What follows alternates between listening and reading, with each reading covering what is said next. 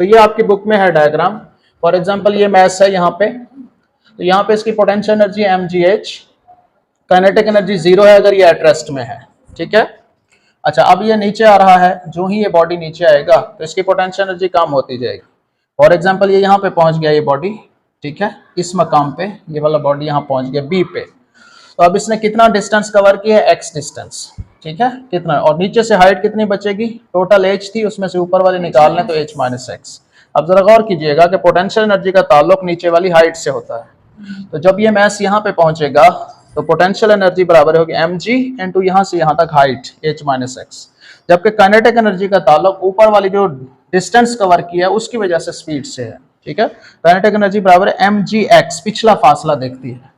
असल में ये ऐसे था, kinetic energy is equal to half mv का स्क्वायर, ठीक है। यहाँ पे b पे कितनी स्पीड है, तो हाफ m, अब b किसके बराबर है वो आप थर्ड इक्वेशन ऑफ मोशन से देखेंगे तो 2gh आप लिखते होते हैं, वो मैंने कहा था गलत है, वो जो पिछला फासला कवर करके आते हैं आप वो होता है, ठीक है, 2gx है और उसके ऊपर स्क्वायर, ठीक है। तो ये से कट जाएगा, अच्छा जी, अब ये 2 से कट जाएगा तो ये mgx आया है।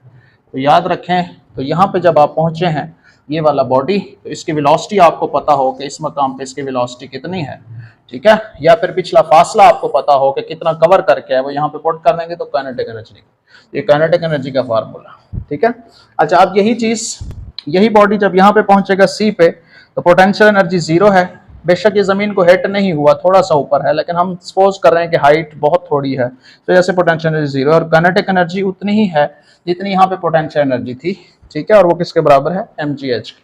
तो यहाँ पे सारी पोटेंशियल एनर्जी थी, काइनेटिक नहीं थी, यहाँ पे सारी काइनेटिक है, पोटेंशियल नहीं है, तो ये इंटर कन्वर्ट हो गए हैं कि एक फॉर्म दूसरे में कन्वर्ट हो गई है, जाय नहीं हुई है। और इस सारे सीन में हमने फ्रिक्शन को इग्नोर रखा है, अगर फ्रिक्शन को काउंट करेंगे तो सीन कुछ और होगा, वो आगे चल के देखते हैं। अब यहाँ से हम फार्मूला बनाएंगे, ये तो 3 स्टेप वाला था, ये पूरा टॉपिक है, यहाँ पे 2 स्टेप में है, ठीक है, कि यहाँ पे एनर्जीज कितनी थी, यहाँ पे एनर्जी कितनी थी और इन दोनों का डिफरेंस कितना है। इससे फार्मूला हमने तैयार किया जो अगले सफे पे है। कैसे, यहाँ पे हाइट कितनी है h1 यहाँ से, और यहाँ पे हाइट कितनी है h2, यहाँ पे वेलोसिटी कितनी है v1 और यहाँ पे कितनी है v2। तो यहाँ से यहाँ तक आते हुए पोटेंशियल एनर्जी कम होगी और काइनेटिक एनर्जी बढ़ जाएगी, ठीक है। तो यहाँ पे देख लें पोटेंशियल एनर्जी कितनी होगी mgh1 और यहाँ पे कितनी होगी mgh2, तो डिफरेंस हम ले लेंगे ये माइनस ये, और यहाँ पे काइनेटिक एनर्जी कितनी होगी हाफ mv1 स्क्वायर और यहाँ पे कितनी होगी हाफ mv2 स्क्वायर। अब काइनेटिक एनर्जी कहाँ पे ज्यादा होगी, सारा यहाँ पे ज्यादा हो, यहाँ पे कम हो, लिहाजा ये माइनस ये लेंगे। जब ऊपर से बॉडी नीचे आएगा तो पोटेंशियल एनर्जी का डिफरेंस कौन सा लेना है। वालेकुम अस्सलाम नबील साहब, हम तो एंड कर रहे हैं यार, पानी ले आओ, पानी पिलाओ। अच्छा भाई, क्योंकि नमाज नजदीक आ गई है इसलिए हमने कहा जरा जल्दी शुरू करें ताकि आधा पहले आधा बाद में हो जाए। हाँ, अगर 6 बजे सारे आ जाए ना, एग्जैक्ट 6 बजे, 6:30 बजे छोड़ेंगे, आधा घंटा पढ़ लेंगे। अच्छा, अगर हम लेट शुरू करें 6:45-7 बजे शुरू होगी, नमाज कितने बजे, नहीं नमाज कितने बजे है,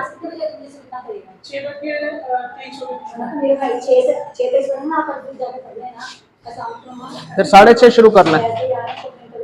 ओके जी, तो अगर यहाँ से बॉल यहाँ तक आई है, अभी अभी आपको दिखाया था, तो यहाँ पे पोटेंशियल एनर्जी है mgh1, यहाँ पे है mgh2 और यहाँ पे हाफ mv1 स्क्वायर और यहाँ पे kinetic energy half mv2 square. अगर दरमियान में फ्रिक्शन नहीं है तो यहाँ से लेकर यहाँ तक पोटेंशियल एनर्जी कम हुई है, काइनेटिक एनर्जी बढ़ी है, तो हम कहेंगे loss in potential energy is equal to gain in kinetic energy, यानी कि ज्यादा पोटेंशियल एनर्जी माइनस कम बराबर है ज्यादा काइनेटिक एनर्जी माइनस कम, ठीक है, ज्यादा माइनस कम और ये भी ज्यादा माइनस कम, तो पोटेंशियल एनर्जी ज्यादा mgh1 minus mgh2, kinetic energy ज्यादा कौन सी है, यहाँ पे है half mv2 square minus half m, ठीक है। इसको आप यूं भी लिख सकते हैं, तो मैथ्स आप देखें कि कट जाएगा कॉमन लेके, तो ये चीज, तो इसमें आपको हाइट्स का पता होना चाहिए, हाइट्स के डिफरेंसेस का और वेलोसिटीज के स्क्वायर के डिफरेंसेस का पता होना चाहिए, तो एक से दूसरे सिस्टम में कन्वर्जन होती है।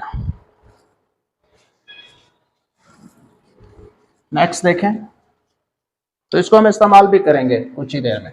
दूसरा है in the presence of air friction. अगर एयर फ्रिक्शन को हम काउंट करें इन द प्रेजेंस, तो potential loss and potential energy बराबर है gain in kinetic energy plus work done against friction. ठीक है, तो फॉर एग्जांपल आपके पास पोटेंशियल एनर्जी थी 10 जूल्स। ठीक है, तो जब आप नीचे आएंगे तो पोटेंशियल एनर्जी कम हो चुकी होगी और आप काइनेटिक एनर्जी गेन कर चुके होंगे। कितनी? 8 जूल। 2 कहाँ जाए हो गई है? वो वर्क डन अगेंस्ट फ्रिक्शन में जाए हो गई है। ठीक है, ये कब है? जब फ्रिक्शन को काउंट करें। तो पोटेंशियल एनर्जी जब फ्रिक्शन काउंट करेंगे तो पोटेंशियल काइनेटिक के बराबर नहीं होगी। ठीक है, किसके बराबर होगी? Kinetic plus work done against friction, और काइनेटिक कम होगी पोटेंशियल से। ठीक है, ऐसे होगा। अच्छा जी, अब इसमें mgh1 ज्यादा पोटेंशियल एनर्जी माइनस कम, तो ये डिफरेंस आ जाएगा। Loss in potential energy is equal to gain in kinetic energy, ज्यादा काइनेटिक एनर्जी माइनस कम, plus work done against friction. F D होता है, लेकिन यहाँ डी से मुराद पीछे जो फासला आप कवर करके आए हैं वही उससे मुराद। यहाँ पे एच से मुराद हाइट नहीं है, एच से मुराद ये है कि वहां से लेकर यहाँ तक आपने कितना डिस्टेंस कवर किया है, वो दरअसल h1 माइनस h2 है। ठीक है, टोटल h1 था, ये h2 था। ठीक है, तो ये जो यहाँ तक फासला है ये है h1 माइनस h2, ये दरअसल वो है, आप इसको बल्कि यूं लिखें f डेल्टा h है ताकि क्लैरिटी हो आप में। ठीक है, वो जो फासला कवर करके आई है बॉल वो है, यहाँ पे कंफ्यूज नहीं होना। ठीक है, तो यहाँ पे आप इसको लिख सकते हैं mg कॉमन लेके h1 माइनस h2, या फिर डेल्टा h या फिर h लिख सकते हैं। लेकिन h का मतलब आपको पता हो कि यहाँ पे h का मतलब ये वाला है, यहाँ से लेकर यहाँ तक, जिसको आप डेल्टा h भी कह सकते हैं या फिर आप h कह दें, लेकिन पता हो सेंस का कि ये कौन सा। और half m v2 square minus v1 square.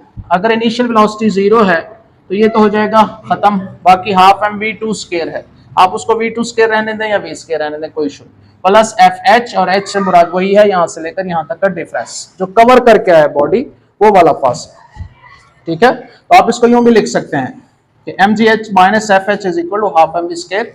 कि काइनेटिक एनर्जी की वैल्यू जो 8 जूल है वो कैसे फाइंड करनी है, ये माइनस ये करेंगे तो ये निकल आएगी। अच्छा जी, नेक्स्ट। अच्छा, तो ये इंपॉर्टेंट पॉइंट है, ये मैंने पॉइंट्स लाजमी इसलिए बनाए थे कि आप क्लियर हो चीजों के बारे में। अगर फ्रॉम इंक्लाइंड प्लेन, अगर इंक्लाइंड प्लेन है तो फिर हम कैसे डिस्कस करेंगे चीजों को। यहाँ से ये बॉडी स्लाइड हुआ है नीचे और यहाँ तक पहुंचा है, तो क्या क्या चीजें काउंट होंगी? हाइट काउंट होगी, ये फासला काउंट होगा। कैसे? तो loss of gravitational potential energy, तो जो ही ऑब्जेक्ट नीचे जाएगा तो पोटेंशियल एनर्जी कम होती जाएगी। एक तो ये काइनेटिक एनर्जी गेन करेगा, plus work done against friction.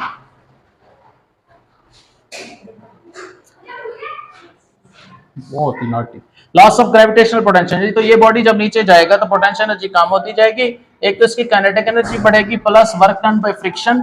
ये जो सरफेस के ऊपर फ्रिक्शन है, ठीक है, इसके और सरफेस के दरमियान जो फ्रिक्शन है वो काउंट होगी। तो फिर क्या चीज लेंगे? Work done by friction. यहाँ पे क्या होगा? बहुत कीमती बात है, इसमें यहां से लेकर यहां तक हाइट नहीं लेनी हमने, फिर यहां से लेकर यहां तक इसने जो फ्रिक्शन को फेस किया है वो वाला डिस्टेंस आएगा।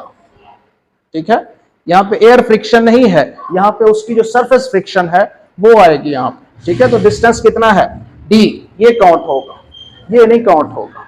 ये बहुत इंपॉर्टेंट चीज है, इसलिए मैंने स्पेसिफिकली इस पॉइंट को उठाया है। तो लॉस ऑफ पोटेंशियल एनर्जी, जितना नीचे जाएंगे ये पोटेंशियल एनर्जी में चेंज आएगा। हाई ज्यादा माइनस कम इज इक्वल टू ये ज्यादा माइनस कम plus work done against friction on inclined plane. ठीक है, तो ये ध्यान में रखें।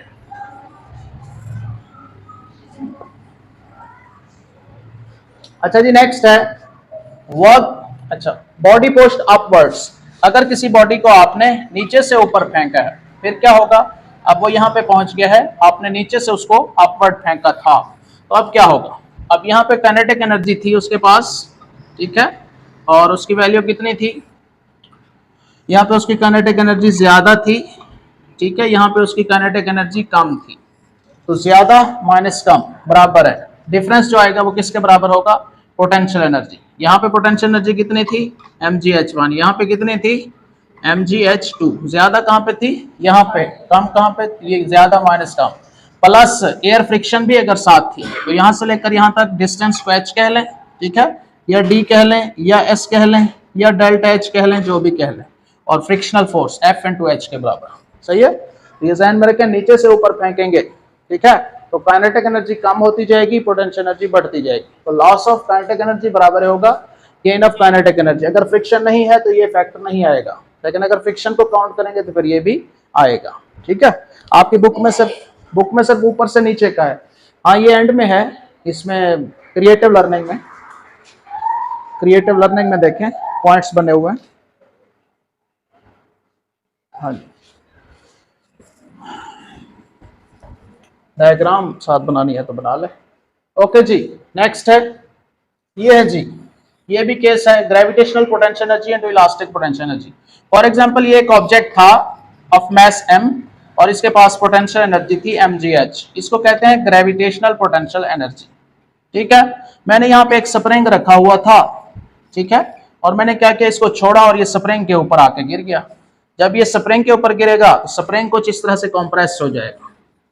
ठीक है, अब ये कितना कंप्रेस हुआ, यहां से लेकर यहां तक इतना कंप्रेस हुआ है, कितना फासला x। ठीक है, पहले आप ये डिफरेंस है इतना, पहले कितना था, यहां से लेकर यहां तक था x1। ठीक है, अब जो फासला हो गया है, अब ये हो गया है x2। ठीक है, तो डिफरेंस कितना है उसको आप x कह सकते हैं, ये हो गया डिफरेंस। ठीक है, तो ये इसके ऊपर, तो इसके पास पोटेंशियल एनर्जी थी कौन सी, ग्रेविटेशनल पोटेंशियल एनर्जी। जब ये इसके ऊपर गिरेगा तो उसकी पोटेंशियल एनर्जी किस में कन्वर्ट हो गई है, इलास्टिक पोटेंशियल एनर्जी। ठीक है, इलास्टिक पोटेंशियल एनर्जी में, इसमें जो कि हाफ के इंटू ये जितना कंप्रेस हुआ है उसके बराबर, हाफ के एक्स स्क्वायर के बराबर। तो आप इसको यूं भी लिख सकते हैं, पहले कितनी हाइट पे था, mgh1 पे, बाद में कहां पे आ गया, यहाँ पे mgh2 पे। तो high minus low energy, greater minus lesser, ये कहां पे, अच्छा, इज इक्वल टू, तो हाफ के x1 स्क्वायर।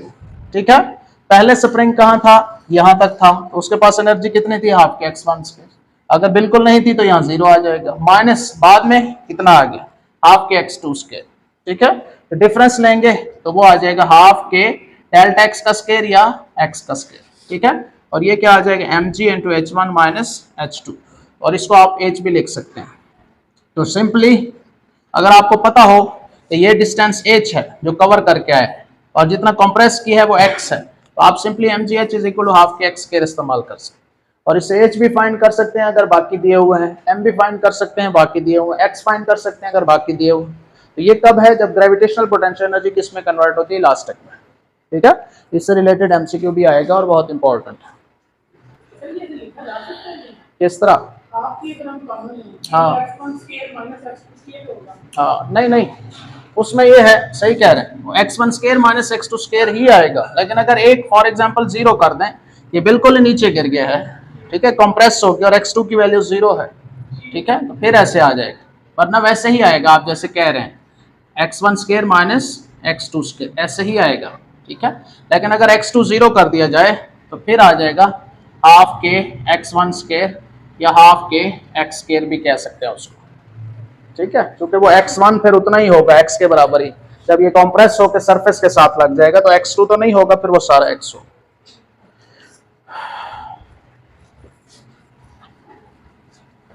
ये बहुत इंपॉर्टेंट है, fraction of potential energy lost. Potential energy जो लॉस हो चुकी है, लॉस्ट, उसका फ्रैक्शन ऑफ पोटेंशियल एनर्जी। मिसाल के तौर पर एक ऑब्जेक्ट है, यहां से गिरा, यहां से इसके पास पोटेंशियल एनर्जी थी mgh1, ये एक बॉल थी, जब ये गिरी जमीन से टकरा के फिर यहां पे आ गई। ठीक है, अब इसकी हाइट कितनी है, h2, तो इसके पास पोटेंशियल एनर्जी कितनी है, mgh2। ठीक है, तो हम कहेंगे कि पहले इसके पास पोटेंशियल एनर्जी इतनी थी, अब उसके पास इतनी है, लॉस कितना हुआ है। ठीक है, तो पोटेंशियल फ्रैक्शनल लॉस किसके बराबर होता है, ज्यादा माइनस कम ओवर ज्यादा, या फिर original minus final divide by original. Fractional loss है, इसलिए मैंने 7 मल्टीप्लाइड बाय 100 नहीं किया, बहुत परसेंटेज लॉस में लिखेंगे। तो mgh1 ज्यादा वाली माइनस mgh2 कम वाली डिवाइडेड बाई ज्यादा वाली ओरिजिनल। तो ये आप देखें मैथ्स और जी कट जाएंगे तो ये आ जाएगा। तो fractional loss of potential energy इसके बराबर है, ये बहुत इंपॉर्टेंट फार्मूला है। अगर आपको ज्यादा हाइट कम हाइट दी हुई हो तो आप फ्रैक्शनल लॉस निकाल सकते हैं, बहुत ही काम का फार्मूला है। परसेंटेज लॉस के लिए मल्टीप्लाई बाय 100 कर दें। ठीक है, तो ये बहुत इंपॉर्टेंट है जिसको हम अभी इस्तेमाल करेंगे। ठीक है, इसी तरह नेक्स्ट है fractional loss of kinetic energy. ये काम की बातें हैं और ये बुक्स में सीधी सीधी नहीं है, ये बड़े आर्करेजी से निकाली गई है। अब देखें, आर्करेजी से मेहनत करके, खून जिगर जला के।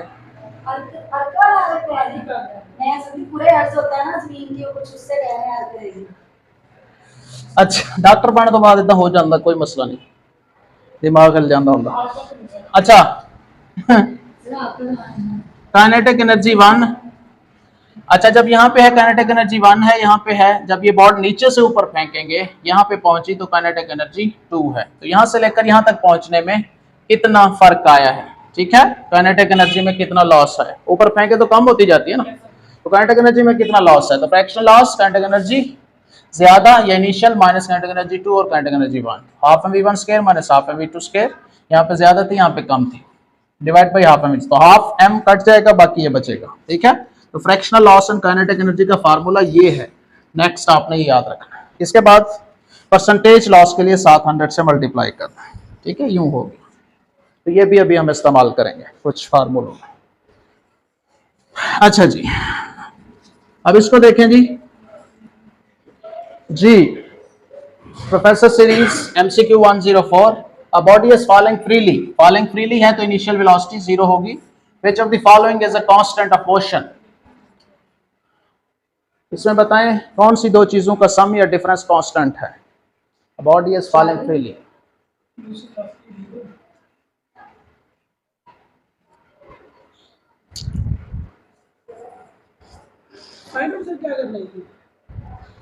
अभी जो पढ़ा है हमने कि पोटेंशियल और काइनेटिक एनर्जी का जो सम है वो कांस्टेंट रहता है, इसको कहते हैं law of conservation of energy. तो अगर एक बॉडी फ्रीली फॉल कर रहा है, ठीक है, यहाँ पे पोटेंशियल एनर्जी ज्यादा, जब नीचे आते जाएगा पोटेंशियल कम होती जाएगी, काइनेटिक बढ़ती जाएगी। तो पोटेंशियल एनर्जी किसके बराबर है, mgh प्लस kinetic energy half mv square is equal to, चूंकि फ्रीली फॉल कर रहा है, असल में था half mv2 square minus half mv1 square, ठीक है, लेकिन फ्रीली फॉल कर रहा है तो इनिशियल वेलोसिटी 0 लेके 1 आ जाए, ये कांस्टेंट के बराबर।